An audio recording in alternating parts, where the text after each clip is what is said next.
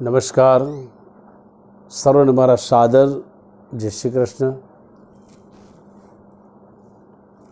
પ્રિયજનો, આપણે માનવ જીવન ધારણ કર્યા પછી લક્ષ્ય પ્રાપ્તિ માટે આપણે આ ભૂતલ પર, આ ભવસાગરમાં આપણે આવ્યા છે. કહેવાય છે કે કુદરતનો કરિશ્મો એટલે શું, અથવા તો એવું કહેવાય છે કે ભગવાનના ચમત્કાર એટલે શું. આપણા સર્વને અણમોલ, અમૂલ્ય, અતુલ્ય માનવદેહની પ્રાપ્તિ થવી એ જ ભગવાનનો એક ચમત્કાર, કુદરતનો કરિશ્મો, અથવા તો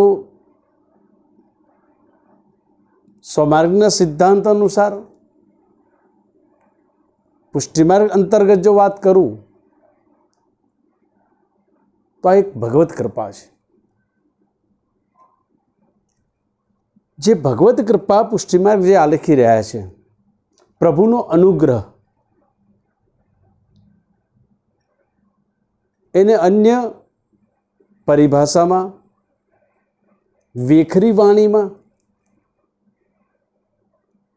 અથવા તો પુષ્ટિ સંપ્રદાય એના દ્વારની બહારની ભાષામાં જો કહું તો એને ચમત્કાર કહેવાય, કરિશ્મો કહેવાય. શું આ નભમાં બિરાજિત સૂર્યમાં, આ ગગનમાં ચંદ્રમાં એ ભગવાનનો ચમત્કાર છે કે કોઈ માનવ બનાવવા ગયો હતો? પરંતુ વાસ્તવિક રીતે અગર ધર્મશાસ્ત્ર અનુસંધાનથી જોઈએ તો આ સમસ્ત ધરા પર, આ વસુંધરા પર જેટલા પણ છે સમસ્ત જીવાત્માઓ માટેની એક ભગવત કૃપાનું સ્વરૂપ છે. પ્રતિદિન સૂર્યનો ઉદય થવો અને સૂર્યના અસ્તાચળે ચંદ્રનો ઉદય થવો, એમ દિન રાતની ઘટમાળમાં આપણે સર્વ જીવી રહ્યા છે. એક કૃપાનું કારણ છે. આ અનમોલ મનુષ્ય દેહ ધારણ કરી જ્યારે આપણે આ ભૂતલ પર આવ્યા છે અને જીવન જીવી રહ્યા છે, તો જ્યારે આ જીવન જીવી રહ્યા છે એ જીવન કેવું હોવું જોઈએ? લક્ષ્ય પ્રાપ્તિ અનુસંધાનિત ભગવદ અનુગ્રહે જે કંઈ આયુષ્ય પ્રાપ્ત થયું છે એ આયુષ્યમાં લક્ષ્યને પ્રાપ્ત કરવા માટે જીવન જીવવું છે અને જીવન જીવી રહ્યા છે. દરેકના લક્ષ્ય અલગ અલગ હોય છે. દરેક પોતાના લક્ષ્યની હરણફાળ કરી રહ્યા છે. ત્યારે લક્ષ્યને સિદ્ધ કરવા માટે જીવનને કેવળ જીવી જવું છે કે જીવનને જીવવું છે, જીવનને માણવું છે? આ બહુ અગત્યની વસ્તુ છે. 84 લાખ યોનિના ફેરા ફર્યા પછી જ્યારે માનવદેહ પ્રાપ્ત થાય છે ત્યારે આ જીવનને જીવવું ગમે, માણવું ગમે અને જીવ્યાને માણ્યા થકી એ સ્વાદવાળું ભર્યું ભર્યું જીવન જીવવું છે. પરંતુ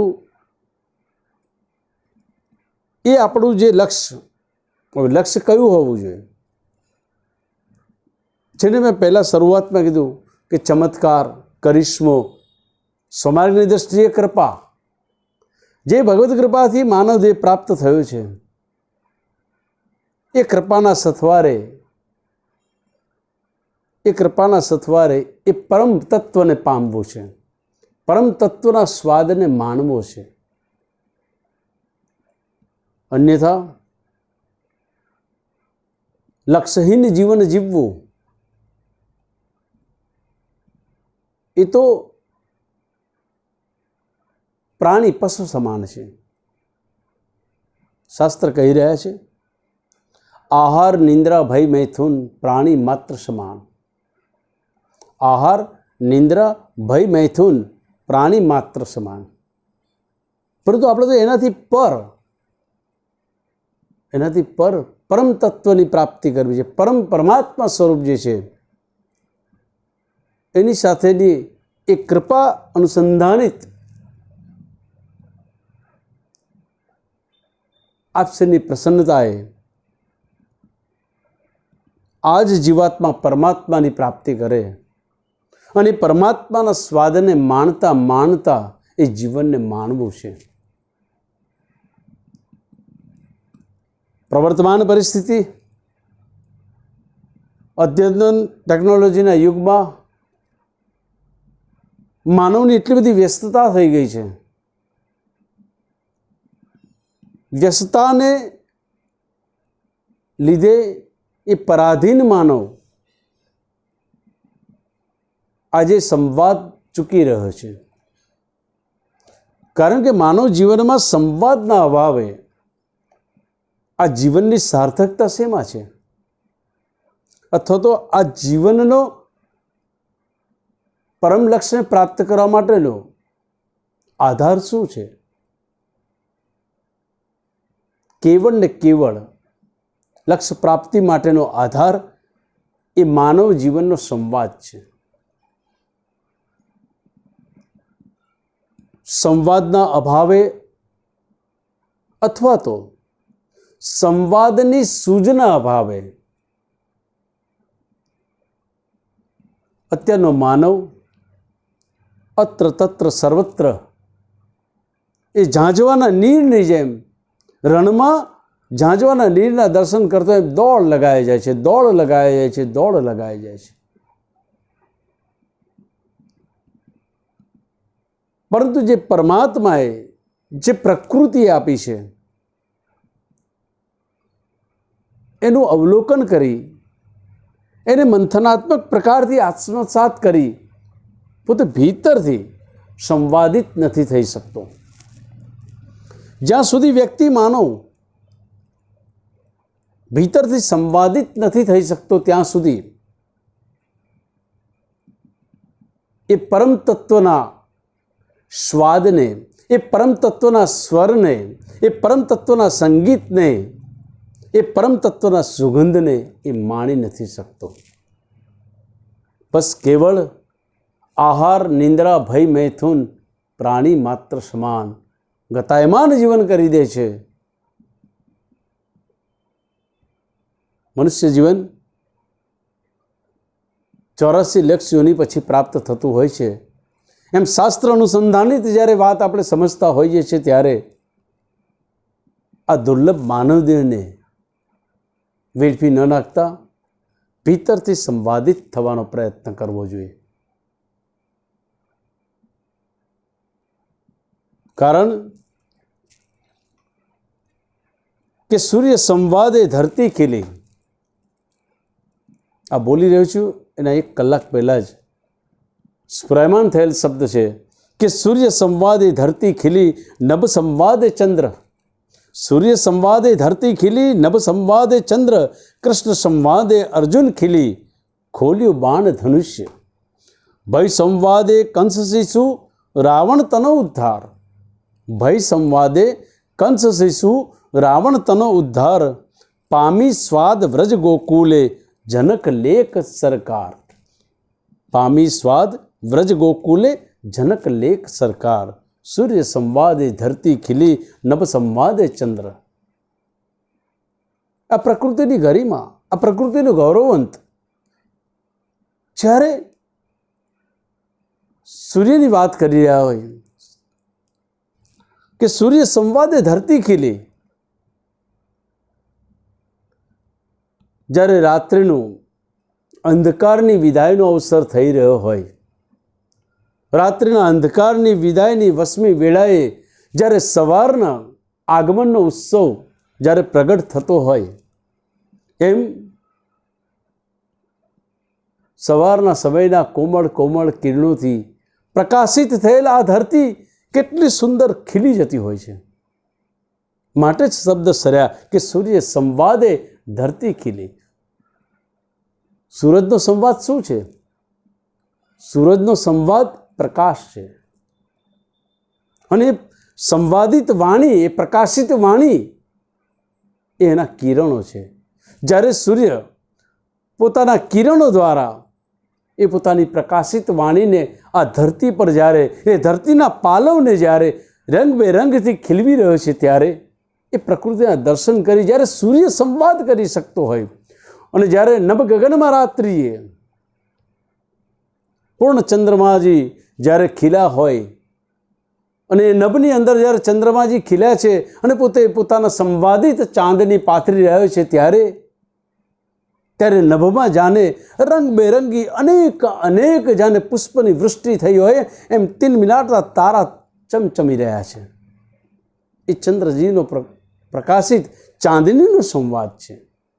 જ્યારે સૂર્યદેવ સંવાદિત થઈ રહ્યા છે ધરતી પર, અને ચંદ્રમા જ્યારે પોતાના નભ ગગનમાં જ્યારે ચાંદની પાથરતા સંવાદિત થઈ અનેકવિધ રંગબેરંગી ફૂલોને જ્યારે તારાના માધ્યમથી જ્યારે ટીમટીમાતા તારા ખીલી રહ્યા હોય, એમ એ સુંદર અલૌકિક પ્રકૃતિના દર્શનમાં સંવાદની સંવેદના છે. સંવાદની સંવેદના સાથે સંવાદનો એ રસસ્વાદ છે. સંવાદના સ્વાદની સાથે એ રસોવૈશ પરમાત્મા કૃપા અથવા તો એને ચમત્કાર અથવા તો એને તમે કરિશ્મો કહી શકો છો. ભગવાનની એ પરમ તત્વની કેવી સુંદર કૃપા રસનું વર્ષણ છે કે અનમોલ માનવદેવ પ્રાપ્ત કર્યા પછી ભીતરના સંવાદિત થતા જ્યારે પ્રકૃતિમાં સંવાદના સ્વરને જ્યારે કર્ણ દ્વારા ધારણ કરવામાં આવે, ત્યારે જીવનના લક્ષ્યને પામવા માટે આપણા ચરણ તે તરફ ગતાયમાન થતા હોય છે. સૂર્ય સંવાદે ધરતી ખીલી, નભ સંવાદે ચંદ્ર, કૃષ્ણ સંવાદે અર્જુન ખીલી. જ્યારે કુરુક્ષેત્રના મેદાનમાં જ્યારે પોતાના સ્વજનોનો વધ કરવા માટે અર્જુન તૈયાર થતા નથી અને વિષાદ પ્રગટ્યો છે, મોહ પ્રગટ્યો છે, ત્યારે અર્જુનજીએ કોની સાથે સંવાદ કર્યો? અગર જો ધૃતરાષ્ટ્રજી મહારાજજી સાથે સંવાદ કર્યો હોત તો મોહશાસ્ત્ર પ્રગટ થાત. તો ધૃતરાષ્ટ્રજી સાથે સંવાદ કર્યો હોત તો મોહશાસ્ત્ર પ્રગટ થાત. પરંતુ અર્જુને કૃષ્ણ સાથે સંવાદ કર્યો ત્યારે ભગવદ્ ગીતા પ્રગટ થઈ. અને એ ભગવદ્ ગીતાના જ્ઞાનથી એ પરમ તત્વ સાથે જ્યારે સંવાદિત થાય છે અર્જુનજી, ત્યારે કૃષ્ણ સંવાદે અર્જુન ખીલી, ખોલ્યું બાણ ધનુષ, તમામ વિષાદ દૂર થઈ ગયા. અને ભગવદ્ ગીતાના પ્રભુની વાણીમાં એ પરમ તત્વના આદેશથી, પરમ તત્વની આજ્ઞાનું પાલન કરતા પોતે પોતાના ધનુષની પણસ પર બાણ ચલાવી અને ધર્મયુદ્ધને જીતવા માટે કટિબદ્ધ થયા છે અને લક્ષ્યને પામ્યા છે. તો કૃષ્ણ સંવાદે અર્જુન ખીલી, ખોલ્યું બાણ ધનુષ્ય, ભય સંવાદે કંસ શિશુ, રાવણ તનો ઉદ્ધાર. બહુ સુંદર વાત છે. જ્યારે પરમ તત્વ સાથે સંવાદિત થવાય છે, કેવી રીતના થવાય? એક ભયથી સંવાદિત થવાય અને એક પ્રીતથી સંવાદિત થવાય. કારણ કે ભય સંવાદે કંસ શિશુ, એ પરમ તત્વ સાથે સંવાદિત થવું છે. કંસ ભયયુક્ત થઈ એ પરમ તત્વ સાથે સંવાદિત થયા છે. શિશુપાલ એ પરમ તત્વના અપમાનમાં 100 ગાળો દીધી છે, એ સંવાદિત થયા છે. એને ઈર્ષ્યા કહેવામાં, શત્રુતા કહેવામાં આવે. કંસ ભયથી સંવાદિત થયા, શત્રુતાથી શિશુપાલજી સંવાદિત થયા. અને આ બાજુ રાવણ મોહથી માયાથી જ્યારે એ રામચંદ્રજી સાથે સંવાદિત થયા ત્યારે સર્વનું શું પ્રભુએ કર્યું? એ પરમ તત્વ સાથે સંવાદિત થવાથી શું થાય? અગર જો નર્ક અને સ્વર્ગની જે વ્યાખ્યા કરવામાં શાસ્ત્રમાં આવી છે તદ અનુસાર ભગવાન કંસના કર્મ, રાવણના કર્મ, શિશુપાલના શત્રુતાના કર્મ જો જોતા નર્ક યાતનામાં મોકલવા જોઈએ. પરંતુ પ્રભુ જીવ માત્ર ખિલોના છે એના. પ્રભુ ક્યારેય પણ કોઈને નર્કમાંય નથી મોકલતા કે સ્વર્ગમાંય નથી મોકલતા. પ્રભુ તો કેવળ કૃપારસનું વર્ષન કરી તેનો ઉદ્ધાર જ કરે છે. કૃષ્ણલીલા ચરિત્રમાં પૂતનાજીનું તમે ઉદાહરણ જોઈ શકો છો. વિષ લગાડી સ્તનપાન કરાયા છે તો બી કૃષ્ણ ભગવાને માતૃત્વ ગતિ પ્રદાન કરાઈ છે. સ્વર્ગ અને નર્ક કર્મને આધીન છે. આગળ કર્મની વાત કરીશું. એ કર્મને આધીન છે. પરંતુ અહીંયા પરમ તત્વ સાથે જો સંવાદિત થશો, ભીતરથી સંવાદિત થઈશું તો ચોક્કસ એના સ્વર સ્વાદને આપણે માણીશું. ભય સંવાદે કંસ શિશુ રાવણ તનો ઉદ્ધાર પામી સ્વાદ વ્રજ ગોકુલે. જનક લેખ સરકાર પામી સ્વાદ વ્રજ ગોકુલે. જ્યારે વ્રજમાં પ્રભુનું પ્રાગટ્ય થયું છે અને પ્રભુએ જે બાળલીલા કરી છે અથવા તો પ્રભુ જ્યાં આગળ બિરાજી રહ્યા છે, જ્યાં પ્રભુ બિરાજે છે એની સાથેની સંલગ્નતામાં જે સંવાદિત થયા છે વ્રજભક્ત, જે ગોકુલ, કારણ કે અહીંયા આગળ શબ્દ લખાઈ ગયો છે પામી સ્વાદ વ્રજ ગોકુલે. વ્રજ ગોકુલે અગર એને શુદ્ધ ભાવથી જો રજૂ કરું, વ્રજ ગોકુલે, વ્રજ કહેતા આપણું 84 કોષનું જે વ્રજ છે જેમાં પ્રભુએ સમસ્ત લીલાઓ કરી છે, રસાત્મક લીલાઓ કરી છે, એ વ્રજ 84 કોષની જે છે એ વ્રજ છે. અને એમાં તો ગોકુલ આવેલું છે, છતાં શબ્દ સરી પડ્યો કે પામી સ્વાદ વ્રજ ગોકુલે. ન જાણે પ્રભુ કેમ લખાયું હશે, પરંતુ લખાયા પછી સમજાયું કે વ્રજ શું છે. બહુ વિસ્તાર નહીં કરું આનો. વ્રજ એ પ્યારેજીનું સ્વરૂપ છે, સ્વામીજીનું સ્વરૂપ છે. અને ગોકુલે, ગોકુલે, ગો માને ઇન્દ્રિય, કુલ માને સમૂહ. જે પ્યારીજી છે, જે સ્વામીજી છે, એમની જે એકાદશ ઇન્દ્રિયોનો સમૂહ છે, એ સમૂહ છે તો કેવો છે કે પામી સ્વાદ વ્રજ ગોકુલે. એવા પ્યારીજી સમસ્ત ઇન્દ્રિયો, એકાદશ ઇન્દ્રિયોથી પ્રભુના એ પરમ આનંદનો સ્વાદ માને. પામી સ્વાદ વ્રજ ગોકુલે. જ્યારે એને પ્યારીજીએ જ્યારે એ રસસ્વાદને પામ્યો છે, એ જ પ્રકારથી શ્રી સ્વામીજી અનુગ્રહિત સમસ્ત વ્રજના જે કંઈ વ્રજભક્તો હતા, જે કંઈ ગોપ બાળકો હતા, જે કંઈ ગોપીઓ હતી, જે કોઈ પુલંદિની જે હતી, જે કોઈ સમસ્ત ભક્તજન હતા, એ સમસ્ત પ્રભુના એ પરમ સ્વાદને માણ્યો છે. એટલા માટે એવું લખવું પડ્યું કે પામી સ્વાદ વ્રજ ગોકુલે. એક તો સ્વામીજી સ્વરૂપ અને સ્વામીજીના કૃપાથી જેના પર છે એવા તમામ વ્રજભક્ત 84 જે કોષ આપણા વ્રજ છે એ તમામ ભક્તોએ એ સ્વાદને માણ્યો છે.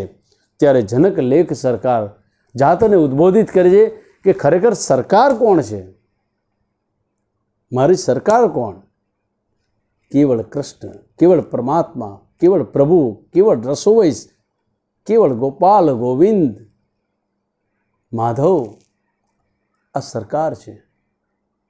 તો એ માનવ દેહ, એ માનવ દેહધારી આ મનુષ્ય, આજનો મનુષ્ય, એમાંય પુષ્ટિ સંપ્રદાય, મારો વૈષ્ણવ, મારા વાલા પ્રિયજનો, આ અનમોલ માનવદેવને જ્યારે પ્રાપ્ત થયા પછી જ્યારે લક્ષ વિહોણ બનાવી અને કેવળ જીવીએ છે, નહીં, જીવવું છે, જીવવું છે, જીવીએ છે નહીં, જીવવું છે. કેવળ કેવળ પરમ તત્વ, પરમ આનંદ, પરમ કૃષ્ણ પ્રભુના એ સ્વાદને માણવા માટે જીવવું છે. અને એ સ્વાદને માણવા માટે સંવાદ જરૂરી છે. આમ તમે જુઓ આપણા આધિભૌતિક જગતના જીવનમાં પણ કોઈ પણ પ્રગતિની પ્રાપ્તિ માટે, કોઈ પણ લક્ષ્યની પ્રાપ્તિ માટે એક સંવાદ જ એક માધ્યમ છે. અને સંવાદ એ માધ્યમ છે. આનાથી આધિભૌતિક જગતની એ પ્રગતિના પરિણામો પામી શકીએ છે સંવાદથી. અન્યથા શત્રુતાથી તો કંઈ પમાતું નથી. શત્રુતાથી, વિવાદથી, સંવાદથી પમાય છે. અગર જો શત્રુતા હશે તો મહાભારત થશે. કૃષ્ણ ભગવાન કુરુક્ષેત્રની લડાઈને રોકવા માટે સ્વયં પોતે કૌરવો પાસે સંવાદિત થયા છે. છતાં પણ એ સંવાદિત થતા સામે શત્રુતાના વિવાદાસ્પદ પરિણામે યુદ્ધ ઘોષણા થઈ છે. અગર જો કૌરવો પરસ્પર સંવાદિત થયા હોત તો આ કુરુક્ષેત્રની લડાઈ, આ યુદ્ધ થયું ન હોત. વ્રજભક્તો, એ ગોકુલના ગોપ બાલકો, એ વ્રજગોપીઓ એ સર્વ પ્રભુ સાથે સમસંવાદિત થયા છે. સમસંવાદિત. તો સંવાદિત થયા માટે પ્રભુના એ રસસ્વાદને પામી શક્યા છે. અન્યથા જે જીવીએ છે અને જે જીવી ગયા છે અને કદાચ ભગવત કૃપાના આયુષ્ય તમે પૂર્ણતઃ જીવશો, પરંતુ પામશો શું? માણસો શું? પ્રભુ ક્યાં નથી? અગર જો સૂર્યના પ્રકાશ પાથરતા પોતાના એ પરમ લક્ષ્ય અને ચરમને સંવાદિત થતાં કમળ ખીલી જાય છે. અને જ્યારે ખીલી જાય છે ત્યારે એ જ લજ્જામણી સૂર્યાસ્ત વેળાએ પોતે આંતર્મુખ થઈ જતું હોય છે, લજાયમાન થઈ જાય છે.